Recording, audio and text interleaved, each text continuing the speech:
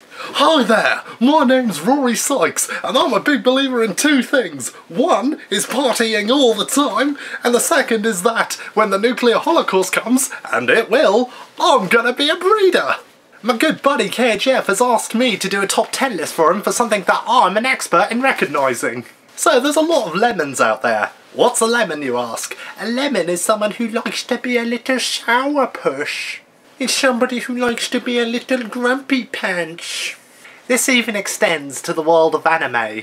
There are some characters who need to stop being such bitter little lemons and just have a bit of fun. So today I bring you Rory Sykes' top 10 anime lemons. And just to clarify, these aren't necessarily villains. They're just characters who need to learn how to have a bit of fun. We're talking about lemons here. So let's get this party started! For number 10, it's the ever-stoic Hiroyoshi Asou from School Rumble. I'll give him that he's not some creepy pervert like the majority of the male cast in this series, save for Harima, but he's just so boring. Yeah, we do see a bit of personality to him when he's dating Mick, but he's just so generic. He just sits there with a bored, ticked-off look on his face all the time.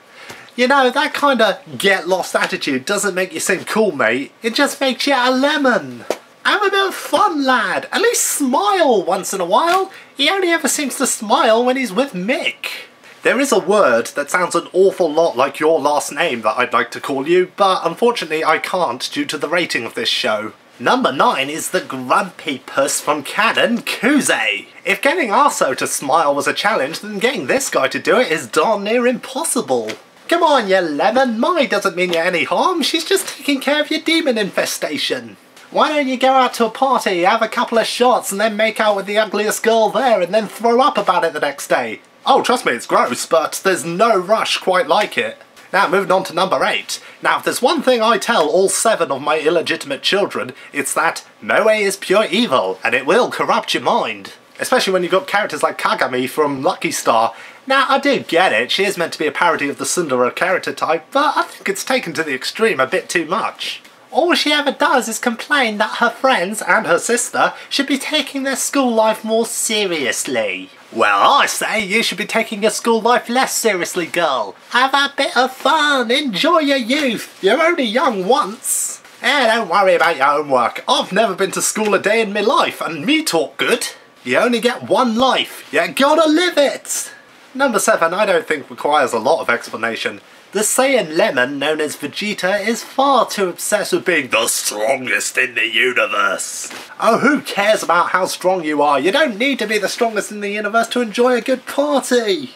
Don't be such a musclehead. So you lose to Goku all the time, while you pawn a dong and show while you do it. Come on, Veggie, dance a little, have a good time, order sweet rave party with your glowing hair. Just be careful not to kill anybody there, it is frowned upon. Okay, number 6 is somebody who thinks having emotions is some kind of mental disease, and that's just not cool. Hey Kyubey, if we didn't have emotions, we wouldn't be able to hold such awesome parties! I mean, come on, don't knock it till you've tried it, mate. I mean, with your small and cute appearance, the ladies, they're gonna love ya! Hey, I've got a contract for you, mate.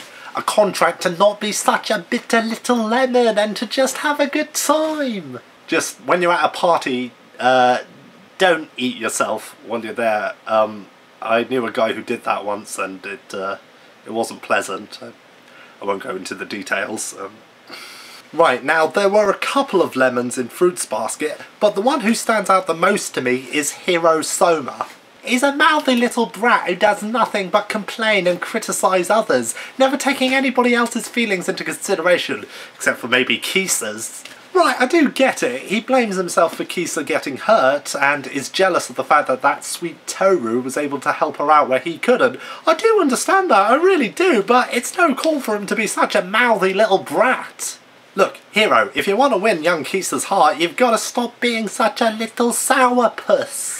Have a bit of empathy, lad. Stop caring only about yourself. You're coming off as all, oh, woe is me. Heck, you're one of the few Sohmas who doesn't have parent issues. Heck, your mummy loves you even though you turn into a sheep. Be thankful for that.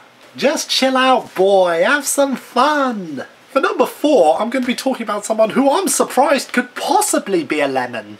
When you're in a band, surely you're going to be partying all the time. But that's not the case with Azusa from Kyon. In fact, she's quite the party pooper. I'll say this right now, I've only watched the first season of Kyon, so my knowledge on the franchise and of her is purely based on that season. Is it fair to make a judgment based on that? No, but who cares? When all the other girls just want to have some fun, Azusa does nothing but complain that they should be practicing. And then she goes and states the obvious things about the characters that we've already learned and wastes everybody's time. Look, Azusa, don't worry too much about practicing, your music sucks anyway. When you're in a band, you're meant to party! Go out and have some fun and then do something incredibly humiliating. That's how you build publicity for your band. Now, KHF might be afraid to talk about Gurren Lagann for some reason, but I'm not! Especially considering my number 3 is good old spamhead himself, Rossiu. Well, at least the Rossiu after the time skip. It seems all the adventures with Simone and the others pre-time skip did absolutely nothing in terms of building bonds or trusts, because post-time skip he turns into a right lemon who would sooner send Simone to death than trust him to sort out any of their problems. Then on top of that, he tries to kill himself, essentially because he realises that Simone has a bigger penis than him. One thing you never do is betray your bros, and that is exactly what Rossiu did. In a series full of charismatic characters, you have to be pretty bitter in order to be considered a lemon, but somehow Rossiu manages to pull that off. Number 2 is somebody who needs a major chill pill. Naru from Love Hina has absolutely nothing to be so angry about, other than the fact that she's in a terrible anime, but hey, she doesn't know that. Her reason for hating that little dweeb Keitaro is simply because he's a man. Seriously, that's it. If he so much as breathes funny, she gets angry with him. KHF went off on her quite a bit when he reviewed this series, so I don't really feel like there's much that I can add here. Naru, take a chill pill. You know, you've got a pretty good life going for you. Enjoy that life, will ya? Go out and have a good time with your girls and that one transvestite you hang out with. Go get yourself a lollipop or something, because at least then you'll have something sweet inside of you. Oh! Why don't you go out to a nightclub and make a complete fool out of yourself on the dance floor? Oh, it's great, trust me. Hey, you might even end up having a completely different kind of party altogether. Oh! Finally, the biggest lemon in anime history. That hands down goes to Kyon from the Melancholy of Haruhi Suzumiya. All he ever does is whine and complain about the fact that his life is so strange, even though this is the exact life he's always wanted. Even when he does finally get the normal life he's always wanted, he still complains. Come on, Kyon, why are you such a sad sack? Come on, you hang out with an alien robot, a gorgeous time traveller, a cheerful Esper, and a bipolar girl with divine powers, and on top of that, all of them want to have sex with you. I'll give you that Haruhi's a selfish cow, and Koizumi's a tad on the creepy side, but come on, even I can't get that kind of entourage on a Saturday night. Out of all the people I've mentioned on this list, Kyon, you are by far the most bitter lemon of them all. Stop being such a sarcastic little grumpy pads and enjoy the party you got going. At least smile or something, come on! Even if Haruhi is a total witch, you still gotta just make the most out of it. So there you have it, folks. Those are who I consider to be the biggest lemons in anime. Let me know who your personal picks are. Don't forget to have a good time and enjoy yourself. Now, if you'll excuse me, I've got another party to get to. It's going to be my 12th one today.